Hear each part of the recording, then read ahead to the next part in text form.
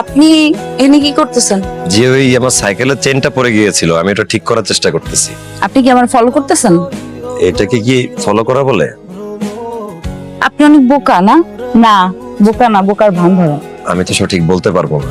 ঠিক আছে, সমস্যা নেই, চেন ঠিক করেন। জি। সালমাপা, সালমাপা বাড়িতে আছেন? সালমাপা বাড়িতে আছেন? আপনি এখানে? আমি এখানকার বাচ্চাদের পড়াই। ও আচ্ছা, সালমাপা কই আছে জানেন নাকি? সালমা আপা তো গেদু ভাই, সালমা আপা কই আছে? গেদু ভাই? এই গেদু ভাই, আপনি এখানে? দিলা তো ধরা খাওয়ায়া। ধরা খাওয়ার কি আছে? আমি আপনার পেছনে ছুটতে ছুটতে তো পাগল হয়ে গেলাম। আপনি কিস্তি টাকা কবে দিবেন? কিস্তি তো দিতেই চাই স্যার, কিস্তি আমারে দিতে দেয় না, মানে হাতে টাকা আসে না স্যার। এই যে এই বাড়িতে কাজ করে যে টাকা পাইতেছি, এটা দিয়ে আপনার কিস্তি শোধ করে দিব না। দেখেন ভাই, আমি আপনার কোনো কথা শুনতে পারবো না। আপনাকে ম্যানেজার স্যার খুঁজতেছে, আপনি অফিসে গিয়ে কথা বলেন। আসেন আমার সাথে অফিসে চলেন, আসেন। অবশ্যই যাবো স্যার। আপনি যে সাইকেল, এটাতে তো দুইজন যাওয়া যাইব না, আমি আগে আগে যাই, আপনি আমার পিছিয়ে পিছিয়ে আসেন। আসেন, আপনি অফিসে আসেন। গেদু ভাই মজার মানুষ গেদু ভাই। কারো হাসি এত সুন্দর হয়, আপনার হাসি না দেখলে জানতামই না।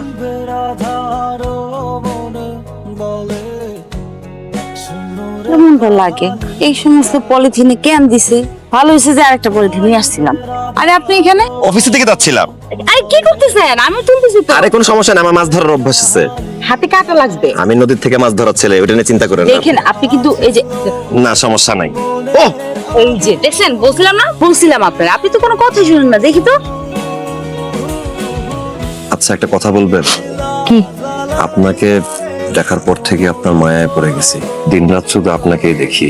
সব সময় ভাবি সন্ধ্যা হলে ভোর কখন হবে, কখন অফিস টাইম আসবে, কখন অফিসে যাব, আপনার সাথে দেখা করতে পারবো। বলতে পারবেন এই অসুখটার নাম কি? আমি তো ডাক্তার না, তা ডাক্তার দেখানো উচিত। তার মানে আপনিও কি একই রোগী? জানি না।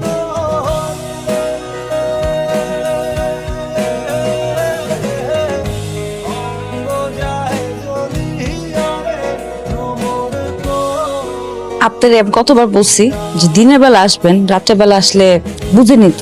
না মানে ওই যে আপনি আমার কাছে 200 টাকা পেতেন না, সেটাই আমি আপনাকে দিতে আসছিলাম। আবার নেন না? না, আমি নিব না। আমি সেদিন দুষ্টামি করছিলাম। কিন্তু এটা তো আপনার পাওনা, আপনাকে তো নিতেই হবে। আপনি খুব ঘাটতেরা টাইপের মানুষ, বুঝছেন? এটা আমি বুঝে গেছি। এটা কি? যে ওই যে চাচার ওষুধপত্র কিনতে তো টাকা পয়সার দরকার, সেটা তো আমি জানি, তাই আমি দিলাম আর কি, যেন কিনতে পারেন। কিন্তু আমি তো আপনার কাছে টাকা চাইনি। না, সেটা চান নাই। আপনি এটাকে লোন হিসাবে দেখতে পারেন। ধরেন ব্যক্তিগতভাবে লোন দিছি আপনাকে, আপনি পরে সময় সুযোগ মতো আমাকে টাকাটা ফেরত দিয়ে দিয়েন। সময়ের কোনো নির্দিষ্ট সীমা আছে? না না, আপনার যখন সুবিধা হয় আপনি তখনই দিয়েন, কোনো সমস্যা নাই। একটা প্রশ্ন, আপনি আমার অনেক খেয়াল রাখেন, আমাকে নিয়ে অনেক চিন্তা করেন, কেন? জানি না। আসি, ভালো থাকবেন।